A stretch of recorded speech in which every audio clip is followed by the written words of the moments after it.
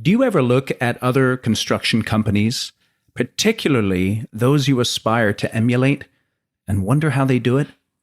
It's easy to think that they're business geniuses and that they just have it easy. But they are human and they make mistakes. The types of mistakes common to all construction companies, regardless of their size, longevity, and sophistication. Today on Construction Genius, we'll discuss the failures of one of the world's oldest, largest, and most successful construction companies, and explore what you can learn from their mistakes so that you can lead a profitable construction company. This is Eric Anderton, and you're listening to Construction Genius, a leadership masterclass. Thomas Edison said that genius is 1% inspiration and 99% perspiration. If you're a construction leader, you know all about the perspiration, and this show is all about the 1% inspiration that you can add to your hard work to help you to improve your leadership. This company began in 1887. It employs more than 38,000 people and has global revenues of over $20 billion. The company is Skanska. On June 16th, 2019, Bloomberg News had this headline: Swedish builder Skanska says days of massive write-downs are over. Try saying that headline 10 times fast, right? I'm going to read from this article. Last year was a tough one for the Swedish construction giant, with operating income hit by project write-downs, goodwill impairments, and restructuring charges totaling 3.1 billion kroner, which is $327 million. To put it another way, Skanska took on projects that they couldn't execute profitably. This damaged their reputation in the marketplace and caused them to take a hard look at themselves and make some changes. As of June 2019, the stock price of Skanska is 26% shy of a 5-year high in early 2017. They haven't just lost $300 million in 2018, but obviously the value of the company has declined significantly. Now, I want to say right at the beginning, one of the disadvantages that Skanska has, as far as these things are concerned, is they're a public company. And what I mean by that is that they share this information publicly. The advantage to us is that we can take a look at their struggles and their challenges and their successes and take some good lessons from that. The purpose of this podcast is not to throw Skanska under the bus, but simply to learn from what they've gone through so that the audience of this podcast can take some lessons and hopefully avoid some of those mistakes. So let's go back to the article here. Skanska is now working to restore profitability at the construction unit by being more selective when competing for new work and by improving risk controls. It overhauled its strategy in the US in October when it said it would stop bidding on mega design build public-private partnerships and for engineering, procurement, and construction projects. What can you learn from the challenges of one of the world's largest construction companies about being profitable? Again, their loss for 2018 of over $300 million may be your total volume for 1 year, 10 years, or an entire lifetime of your business. But the principles remain the same in light of running a profitable construction company.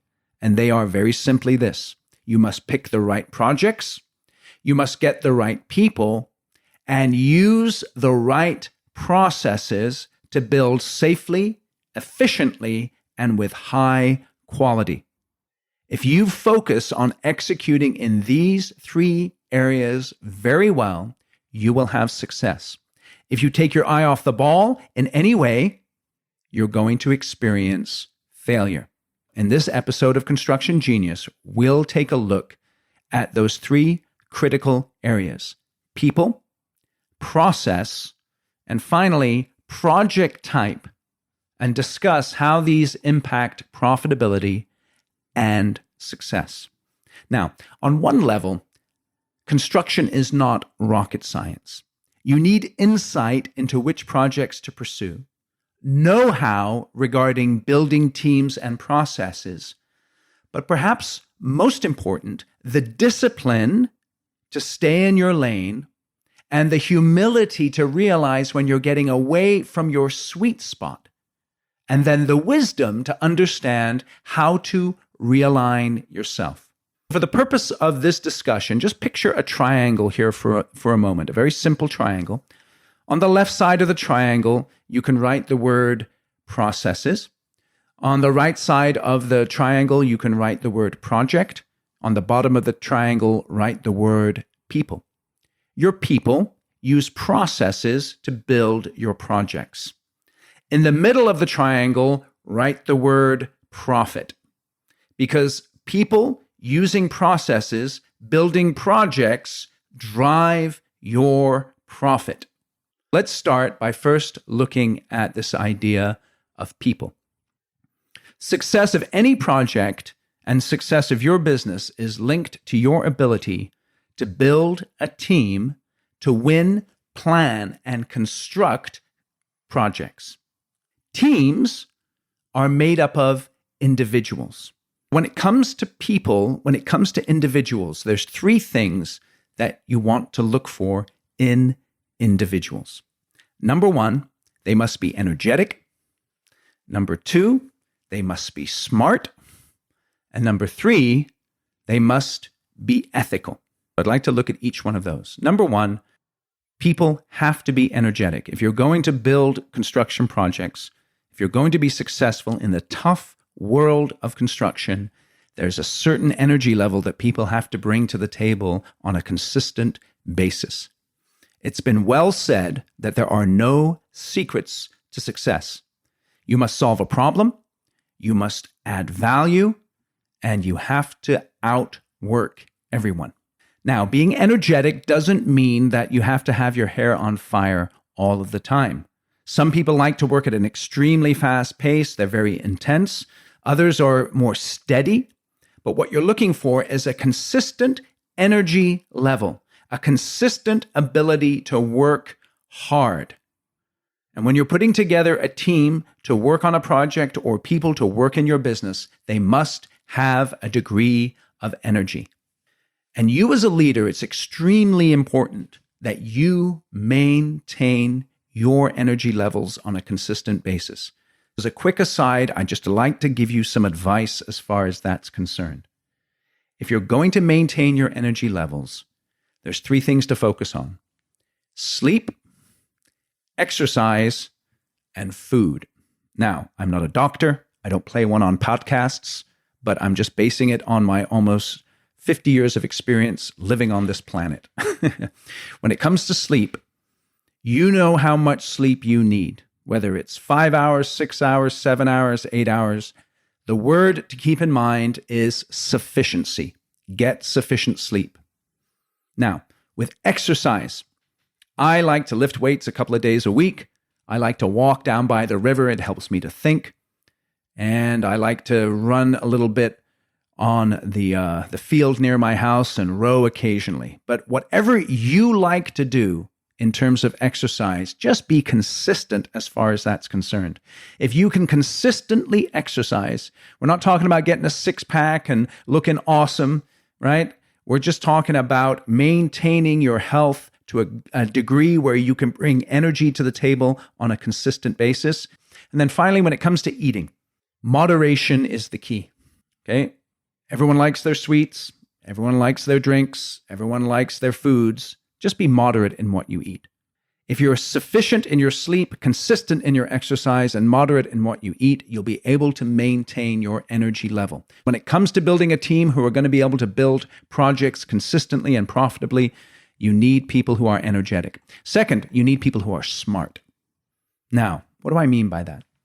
They've got to understand the construction business. They've got to understand the game of construction.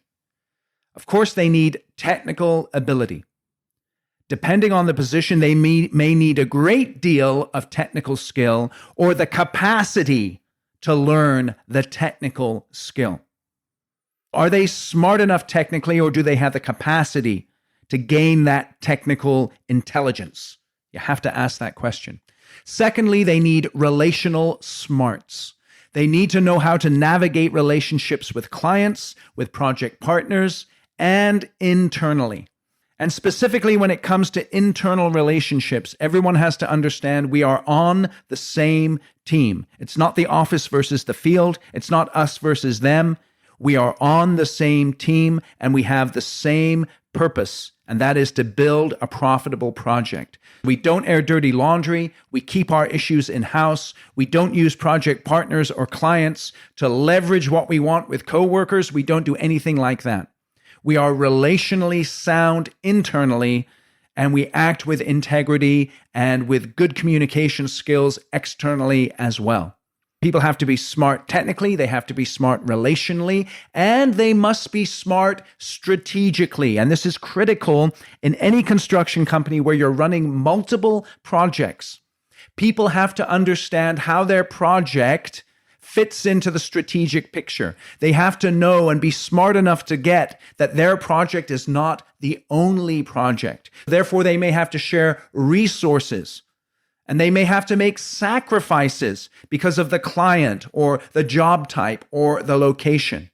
They have to be smart technically, relationally, and strategically. They have to understand the game of construction.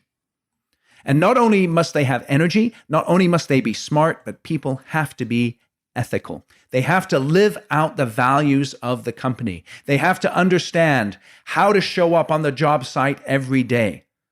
And if they understand and embrace the values of the organization, this leads them to make stands and sacrifices. They make stands against violations of company values, and they make sacrifices in terms of not allowing expedience or that which is easy to drive their decisions.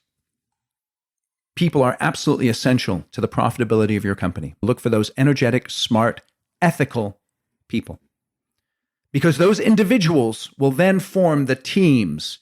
And construction, if it's anything, is a team sport.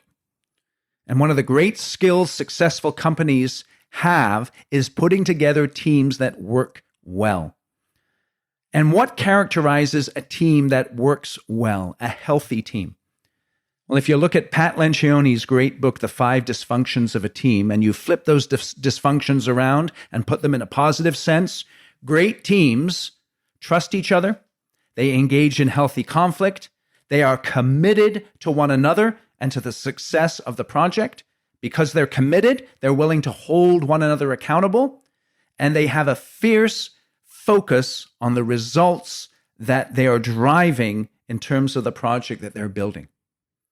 If you want to build great teams, you have to be able to work through all of those issues and make sure that those teams are functioning together healthily. And that really is a reflection of the leadership skill and ability of the project leader. And then you have to get this makeup of the team working together well. And one of the keys I found just in working with my clients over the years is that the more an individual understands themselves and how they think and how they behave, and begins to understand how others think and behave, the more likely they're able to work together in a team and to overcome the natural misunderstandings and challenges that come simply from human beings working together. And that's why I'm a great advocate of good assessments. Assessments that people can take can help them gain insight. And the ones that I use are very good. I really like them because I'll tell you what the assessment's called, by the way. It's the Profile XT. And I like the Profile XT because, number one, it tells you how you think. Thinking styles are very important. Construction has a wide variety of opportunity for different ways of thinking and communicating. Some people are more conceptual in the way that they think. Others are more practical and hands-on. In construction, you need both types of people. Folks who think conceptually, folks who think practically. It's great on a team to get a good blend of different thinking styles. And then, of course, you need different behavioral styles. Not only do people think differently, they act differently. Let me give you a couple of examples as far as that's concerned. There's some people who are conformists. They value processes and procedures. They embrace them. They're comfortable with them, and they're very good at executing them. There's others who are non-conformists, and sometimes they struggle with processes and procedures, but they also have the ability to look at processes and procedures from an outside perspective. And because they have that outside perspective, they're able to suggest innovations in processes and procedures. Those nonconformists can have a great impact on the profitability of your projects simply because they are always looking for new ways of doing things. But the conformists are valuable because once you've identified those new ways, they're good at just taking that process and executing it. Another behavioral style that's where you can see some contrast is that some people are extremely intuitive, whereas others are very objective. Some people go by their gut, others go by their head. Some people are instinctive, others need numbers. In my view and in my experience, you need both types of people in an organization and on a team to help drive a project. Because sometimes you need to know the numbers and you need to understand the numbers, but sometimes there's insights that necessarily the numbers can't tell you that people have just by being on the job site. They can see things, they can feel things, they can get a sense of what's going on. And that instinctiveness or that intuition that drives the way that they behave helps them to bring value to the team. Another behavioral style that you might find on a team where there's some difference is you have your pessimist versus your optimist. You have your glass half empty and your glass half full. In terms of construction, which one do you think is better? In my view, being a pessimist is better on construction projects simply because they're risky. To be skeptical and to have a guarded outlook can be a positive thing. Pessimists are good risk managers. But you know what optimists are able to do? They're very good at pushing through the pain. They're very good at looking at a situation which may seem dire and where you may be getting your pessimists thinking too negatively and saying, hey guys, we can get through this. We can work through it. When you're putting together a team, think of those behavioral styles, think of those thinking styles, and make sure you have a good blend appropriate to the project for driving through profitability.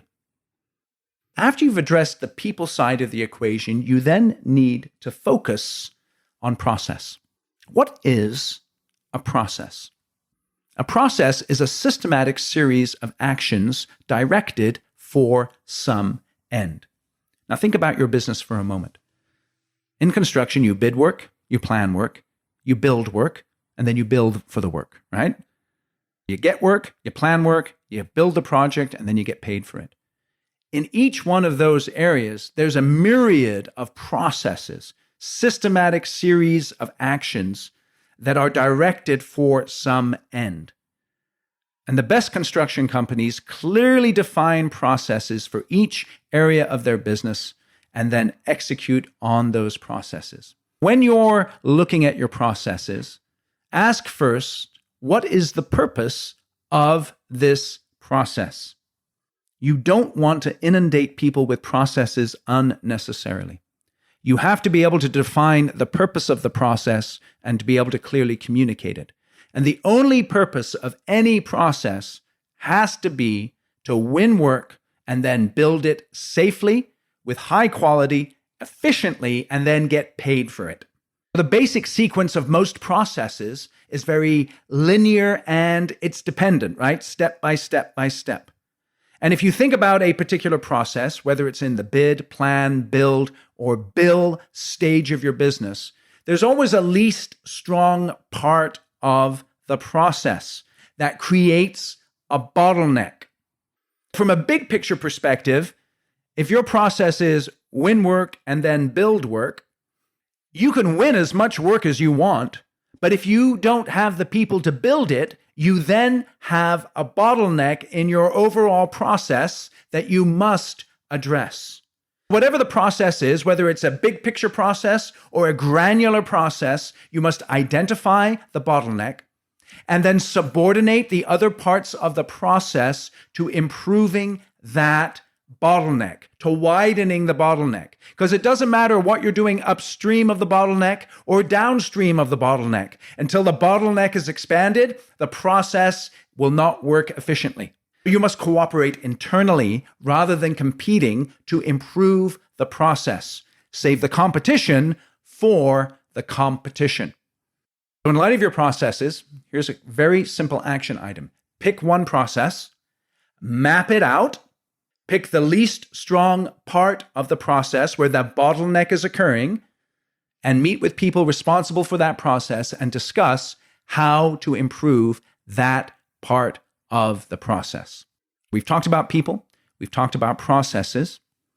This then leads us to the last and, in some ways, the most important aspect of profitability, and that is picking the right project. We're talking now about your niche. We're talking about the lane that you want to define for your business, that you want to stay in order to make money. When you're looking at a project, you've got to ask questions like this. Can we build it? Should we build it? If we take this opportunity, what other opportunities will we pass by? And just to take a deeper dive into this idea of project, you have to ask this question. Is this the right project with the right client in the right location? Project type, client, and location are essential when it comes to making money. What I'd like you to do is just picture 3 circles that intersect.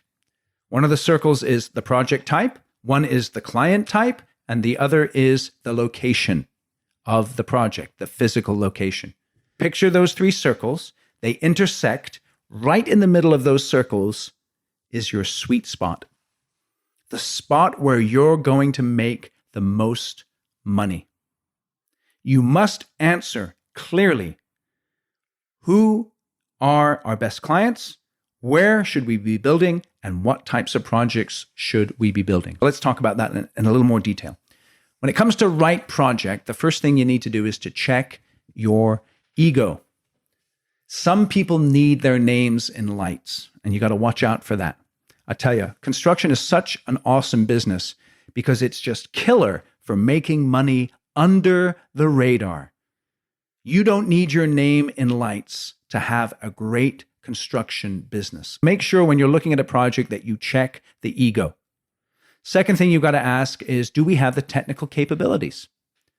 And that's a judgment call sometimes, but the numbers won't lie to you. And if you look at the numbers and you look at other projects that you've done that are similar to that, it'll give you some insights into whether you have the technical capability of executing that project. Now, we're going to talk about this a little later. That doesn't mean that you don't stretch your technical capabilities and challenge yourself, but you've also got to balance risk when you're doing that. Another question you have to ask when you're looking at a project is, do we have the manpower? And this is a massive issue. I understand that it's tempting to take on a bunch of work and then figure it out when you get there. But when you sign a contract to do a project, you are signing a contract. And with that comes risk and responsibility. And if you really don't have the manpower to execute the project, should you be doing it? Not only do you need the right project type, but you need the right owner. See, I live in the state capital of California, and it's Sacramento. And I've lived here now for over 20 years. I really like Sacramento. It's one of those sneaky towns where, when you think of Sacramento, you don't think much of it. But when you live here, you're like, hey, this is a pretty cool place. Now, being the state capital of one of the world's largest economies, the state government is a massive entity here. And for someone like me, it does present a lot of opportunities as far as leadership training, leadership development, executive coaching, all the things that I do in my business. But you know what? I've lived here for over 20 years, and I have never worked with public agencies. And why is that? Well, it's because it's my personal preference to work with entrepreneurial types of people. It's a reflection of who I am and what I like to do. And that's one of the wonderful things about business, right? It can be a reflection of who you are and what you like to do. And you might be saying, Eric, you're missing a wonderful opportunity in Sacramento to work with the state government and to really blow up your business. And I would say to you, yeah, it's true. But I prefer the buzz of working with construction companies and working with folks who are moving things forward entrepreneurially. And that's just something that I accept. Now, why am I telling you all of this? You have to ask for yourself, who are the right owners that we should work with? Who are the people that we want to commit perhaps years of our lives to? Because if you don't work with the right clients for you, then it can have a massive impact upon the profitability and the fun of running your business. Not only do you have to pick the right projects, you have to pick the right owners. And some owners, they're a pain in the neck to deal with, aren't they? When you're looking at a project that an owner is offering you, ask yourself this question: are they going to pay you enough to make the pain worth it? If you're a subcontractor, ask that with the GC. Is this GC going to pay you enough to make any pain that they may give you as a result of their issues worth it? Because what you're looking to establish in any construction business is long-term partners that you can build long-term relationships with. Find long-term players to play long-term games with. Not only is it important that you get the right project and the right owner or the right project partners, but then you must get the right location. Location, I tell you, that's one of the things about construction, right? It's not software, right? It's not built in the cloud. It's built on the ground, on a physical piece of the earth or under a physical piece of earth. And so in the location where the project is, can you man it with quality crews? Are you going to go out there? Or can you trust the guys who are going to build the project safely and efficiently and with high quality? Right? I live in Sacramento. The Bay Area is just a few hours away, and there's a lot of opportunity down there. Companies from Sacramento go down to the Bay Area all the time, and sometimes they feel themselves getting stretched a little bit thin. Okay, because there's a difference in the Bay Area between going to, let's say, Oakland and going to San Jose.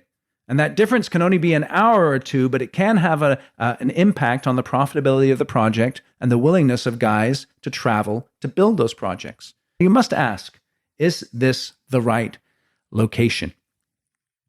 Let me give you a word here on innovation. You've got to have the right project, the right owner, the right location. You need to stay in your lane, but you want to make your lane as wide as possible. So you're always looking for ways to expand the work you do, perhaps, but you want to do so in an intelligent way. And I'll give you another personal example. I've been in sales since I was 16 years old. I started off working in a pizza parlor on Telegraph Avenue in Berkeley called Blondie's. And for over 30 years, I've been in sales of some kind or another. Now, I've also been working with construction companies since 2004 for over 15 years. And this year, 2019, a company contacted me about doing sales training for construction companies, for them. I had never thought about doing sales training for construction companies, despite the fact that I've been selling for over 30 years and working with construction companies for 15 years. But someone came and asked me if I could do it. And based on my competencies and my prior experience, I took on that project. In the same way as you clearly define the project type and the owners and the locations that you want to do your work in, you can grow appropriately those circles and the types of projects you take on, and you can take risks prudently. So you might have an owner come to you with a new project that you've never worked on, but you're comfortable working with the owner, and you're comfortable enough with the project type that you think you can expand in there and still make money, and the location works. So grow appropriately and take risks prudently.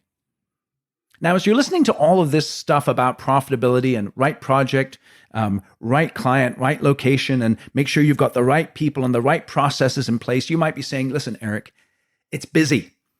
Okay. The other shoe is going to drop at some point. There's going to be a downturn in the economy. I need to make hay while the sun's shining. I've got to take on work and then we'll just figure it out later. I get that. But you have to be smart about how you do that. Remember, again, there are contracts and commitments that you make in construction that can last years and cost millions. Construction is too painful and risky to take on projects that you can't build profitably while minimizing your risks and your headaches. And let me give you a non-construction example of a company that has got this nailed in terms of people, process, and product, in this case, driving their profitability. Last Saturday, I watched one of my sons play a Little League baseball game. It was an all-star game, and he lost. And don't let anyone fool you, right? Losing sucks. I always say this after a win. Winning is better than losing. My son, he was a little upset. So I asked him afterwards, hey, let's go to lunch. You want to go to Taco Bell? Because the Taco Bell was right by the field where we were playing. And last time we played at that field, he went to Taco Bell. And he said, nah, I don't want Taco Bell. I want In-N-Out. So In-N-Out it was, right? Now, In-N-Out is a burger chain. If you're not in California or the Western United States, you may not know it well, but it's a very famous chain. It's $1 billion in revenue, 331 stores, and they've got their people, processes, and product nailed. Their people, when you go to In-N-Out, have you ever been treated badly? I never have. Their people are friendly. Their processes are fast and consistent, and their product is extremely focused. They do hamburgers, fries, and shakes. You want chicken? Chick-fil-A's across the street, right? Have you ever noticed how a Chick-fil-A in California is real close to an In-N-Out? Because In-N-Out is really good at picking their locations. Now, within that focus of burgers, they're extremely flexible. You can get your burger done basically any way that you want, but they're focused on burgers. Their people are friendly, their processes are fast and consistent, their product is focused. So they're an excellent example of right people, right processes, right product, or in your case, in construction, project, driving money, making money, driving profitability. Let's go back to the Bloomberg article. This is a quote from Anders Danielson, the Skanska CEO.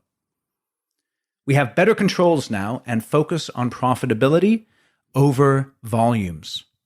We also have better processes in place to analyze risk, calculate the projects, make sure we have the right staffing, and choose the right projects.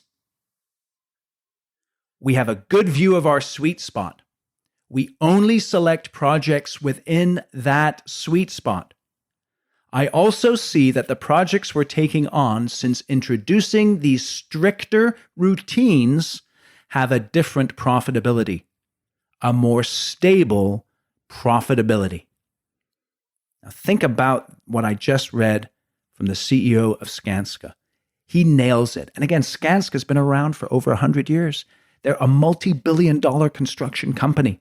And yet they're learning again, right project, right client, right processes, right people. All of these things drive the profitability of the organization. And whether you're 5 million, 10 million, 50 million, 100 million, $1 billion, whatever the case is, whatever the size of your construction company, you must drive people, processes, and the right project types in order to make money. One last quote from that article. About 1.5 years ago, Skanska made an evaluation of all the projects in the past 10 years, looking at the profitability for projects of different sizes and customer groups and in different niches and geographies. When did you last evaluate your sweet spot? And do you have a tool that will help you to understand right project, right client, right location? In order to do that, number one, you have to define the criteria. List all the criteria that, from your perspective, define the right client, the right project, and the right location. As much as possible, state that criteria in a positive sense. And this will help you when you're doing the scoring of the criteria. For example, if you're picking your client, pay bills on time is the way that you should state that, not doesn't slow pay. So once you've defined the criteria, then you must rank the criteria in order of importance to the success of your company. 1 to 10. 1 is low, 10 is high. And then you must score the criteria. So define the criteria, rank the criteria, score the criteria. And then based on that score, it should tell you a lot of great information on who our right clients are, what are the projects that we should be going after, and in what locations. And as you dial in your people and your processes, in combination with the right types of projects, that's going to help to drive your profitability. Now, I've put together a tool to help you to do this. And the URL for the tool is in the show notes, and I'm going to give it to you here. It's ericanderton.com/sweet spot. And it's a simple Excel spreadsheet that will help you to define the criteria, rank the criteria, and score the criteria. And if you do a good job of using the tool, that process, again, will help you to clarify what kind of work you should be doing, where, and for which clients. And if you discipline yourself to take on projects within your target market, your profit will increase. Take a lesson from Skanska. Evaluate your projects. Make sure you're not getting outside of your lane. Stay in your sweet spot and drive the profitability of your construction company. I really appreciate you listening to Construction Genius today. My name is Eric Anderton. Please share this podcast with other people. Go to the website, my website, for the show notes. And if you have any questions, if you're a construction company leader, you have questions about this content, feel free to contact me on LinkedIn. You can just go to LinkedIn, or you can go to my website as well. Feel free to give us a review on Google or on Apple or wherever you get your podcasts. And please share this with other construction professionals. Give me your feedback. I deeply appreciate that. And I wish you the best in leading a profitable construction company. Thank you for listening to this episode of Construction Genius. Hope you found that 1% of inspiration to help you in the next few days. If you like the show, please give us a 5-star review on iTunes. Share it with other construction leaders who you think would benefit. And always remember that the show is brought to you by Kick-Ass Meetings. I've been working with construction leaders since 2004, teaching them how to run extremely effective problem-solving meetings that gets their people collaborating, taps into their creativity. And to get yourself a free copy of the Kick-Ass Meeting Report, go to www.ericanderton.com/kickassmeetings. Grab yourself that free report, read it, use it in your business. You'll find it extremely useful. And thanks again for listening.